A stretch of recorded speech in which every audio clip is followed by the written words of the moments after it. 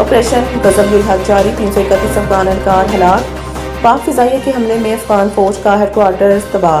پاکستان کا افغان طالبان رجیم کے خلاف آپریشن غضب للحق جاری۔ پاکستانی فورسز کی کارروائیوں میں افغان طالبان رجیم کے 331 کارندے ہلاک اور 500 سے زائد زخمی ہو گئے۔ وفاقی وزیر اطلاعات عطا اللہ تاڑ کی جانب سے 28 فروری صبح 9 بجے جاری تازہ اعداد و شمار کے مطابق افغانستان بھر میں 37 مقامات کو فضائی کارروائی میں مؤثر طور پر نشانہ بنایا گیا، جس میں افغان طالبان رجیم کے 331 کارندے ہلاک اور 500 سے زائد زخمی ہو گئے۔ افغان طالبان کی 104 جبکہ پوسٹیں مکمل طور پر تباہ، جبکہ 20 چیک پوسٹوں پر پاک فوج نے مکمل کنٹرول حاصل کر لیا۔ 163 ٹینک اور مسلح گاڑیاں تباہ کر دی گئی۔ آپریشن غضب للحق اپنے اہداف کی تکمیل تک جاری رہے گا۔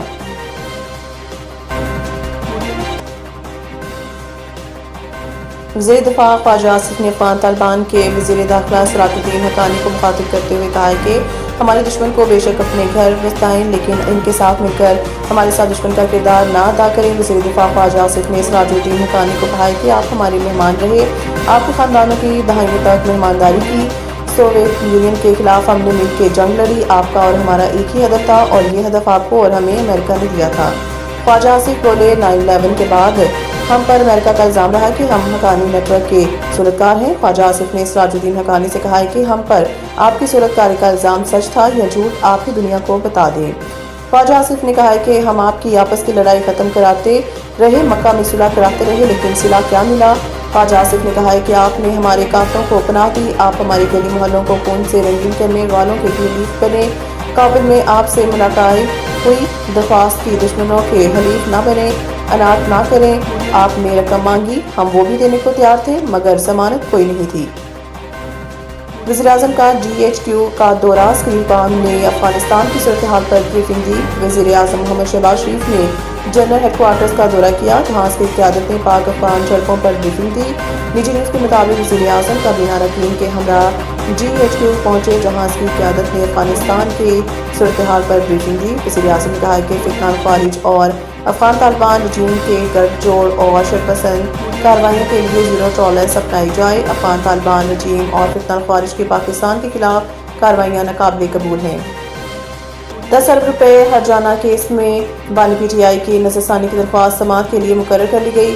نجی نیوز کے مطابق سپریم کورٹ میں شہباز شریف کی جانب سے بانی PTI کے خلاف 10 ارب روپے ہرجانے کے معاملے میں حق دفاع ختم کرنے کے خلاف عمران خان کی نظرثانی درخواست سماعت کے لیے مقرر کر لی گئی۔ جسٹس عائشہ ملک کی سربراہی میں سپریم کورٹ کا 3 رکنی بینچ 6 مارچ کو درخواست پر سماعت کرے گا، جبکہ جسٹس ہاشم کاکڑ اور جسٹس اشتیاق ابراہیم 3 رکنی بینچ کا حصہ ہوں گے۔ عدالت نے گزشتہ سماعت پر ٹرائل روکتے ہوئے وزیر اعظم شہباز شریف کو بذریعہ وکیل نوٹس جاری کیا تھا۔ واضح رہے کہ لاہور ہائی کورٹ اور سپریم کورٹ نے اس کیس میں حق دفاع ختم کرنے کا فیصلہ برقرار رکھا تھا، جس پر بانی PTI نے حق دفاع ختم کرنے کے خلاف نظرثانی دائر کر رکھی تھی۔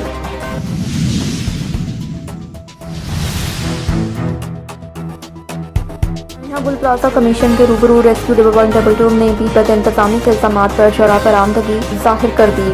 DG ریسکیو نے جوڈیشل کمیشن کو خط ارسال کروا دیا۔ خط میں کہا گیا کہ ریسکیو الزامات پر شرح کا حق استعمال کرنا چاہتا ہے، شرح کے لیے جلد سے جلد اجلاس شیڈیول کیا جائے۔ کمیشن نے چیف فائر آفیسر اور DG ریسکیو کی شرح کے لیے 3 مارچ کو اجلاس طلب کیا۔ کمیشن نے صحافی محمد بابر اور شہری دانش کو نوٹس جاری کر دیے۔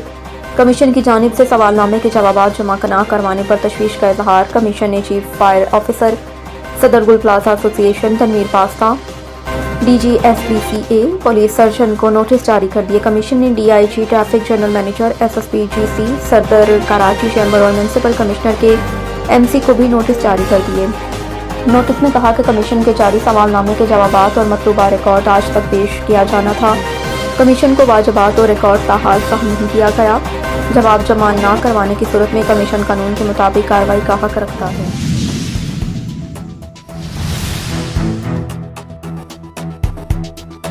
محکمہ پولیس میں کرپشن کے خلاف بڑی کارروائی، ڈکیت سب انسپکٹر اپنی پوری ڈکیت ٹیم کے ہمراہ نوکری سے برطرف۔ Special investigation unit CIA Karachi میں تعینات سب انسپکٹر محمد اویس، پولیس کانسٹیبل ملک محمد شہزاد، پولیس کانسٹیبل ذیشان حسین، ہیڈ کانسٹیبل سید جاوید حسین، پولیس کانسٹیبل محمد شہروز، پولیس کانسٹیبل محمد کامران کو محکمہ انکوائری کے بعد ملازمت سے برطرف کر دیا۔ محکمہ پولیس کے مطابق ان پر الزام تھا کہ انہوں نے دوران حراست ایک ملزم نعمان عرف ناٹو کے موبائل اکاؤنٹ سے غیر قانونی طور پر 10,73,600 روپے ایک نجی اکاؤنٹ میں منتقل کروائے۔ اس کے علاوہ ملزم کے گھر پر چھاپے کے دوران قیمتی سامان غیر قانونی طور پر اٹھانے کا بھی الزام ثابت ہوا۔ سرکاری ملازم محمد آصف کے اے ٹی ایم سے 3,40,000 روپے پرائیویٹ کمپیوٹر آپریٹر قاسم نے نکالے اور گھر سے قیمتی سامان لے گئی۔ انکوائری رپورٹ میں الزام درست ثابت ہونے پر سخت محکمانہ کارروائی کی سفارش کی گئی، جسے منظور کرتے ہوئے سب انسپکٹر محمد اویس، پولیس کانسٹیبل ملک محمد شہزاد، پولیس کانسٹیبل ذیشان حسین، ہیڈ کانسٹیبل سید جاوید حسین، پولیس کانسٹیبل محمد شہروز، پولیس کانسٹیبل محمد کامران کو ملازمت سے برطرف کر دیا۔ Senior superintendent of police CIA کے کراچی نے حکم جاری کرتے ہوئے کہا کہ محکمہ پولیس میں کرپشن اور اختیارات کے ناجائز استعمال کے خلاف زیرو ٹالرنس پالیسی پر عمل جاری رہے گا۔ کسی بھی آفیسر یا اہلکار کو قانون سے بلا کر نہیں سمجھا جائے گا۔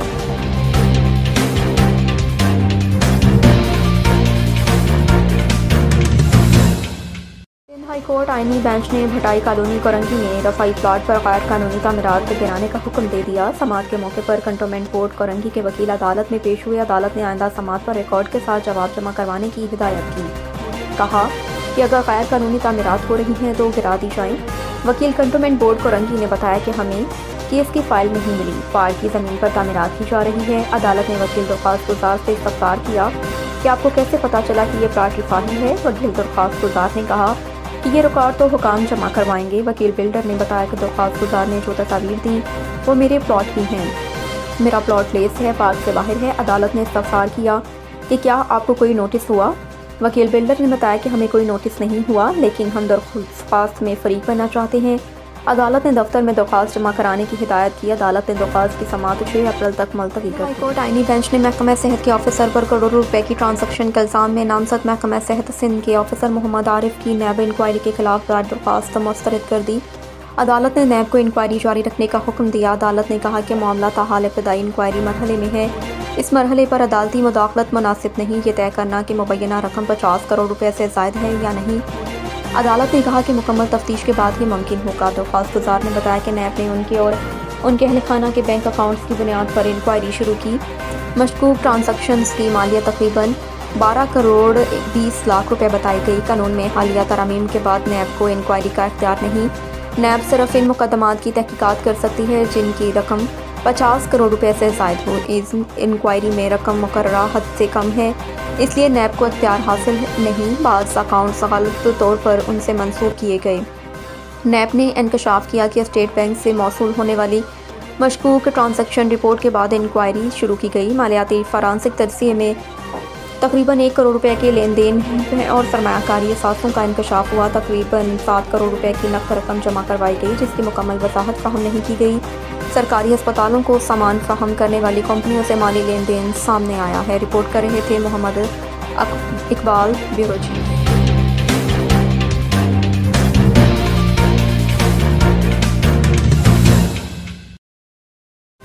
سپر 8 مرحلے میں انگلینڈ کے خلاف نیوزی لینڈ کے شکست کے بعد پاکستان کی سیمی فائنل میں رسائی کے لیے راہ نکل آئی۔ پالیکیلے میں شیڈول میچ میں سری لنکا کے خلاف فتح کے بعد پاکستان اور نیوزی لینڈ کے پوائنٹس برابر ہو جائیں، جس کے بعد فیصلہ نیٹ رن ریٹ پر ہوگا۔ کرک انفو کے مطابق نیٹ رن ریٹ کو بہتر بنانے کے لیے پاکستان کو سری لنکا کے خلاف 64 یا زائد رن سے فتح حاصل کرنی ہوگی، جبکہ دوسری بیٹنگ کی صورت میں پاکستان ہدف کا تعاقب 13.1 اوورز میں کرنا ہوگا۔ واضح رہے انگلینڈ اور نیوزی لینڈ کے درمیان کولمبو میں کھیلے گئے میچ میں کوئز کو انگلینڈ کے خلاف 4 وکٹوں سے شکست کا سامنا کرنا پڑا ہے۔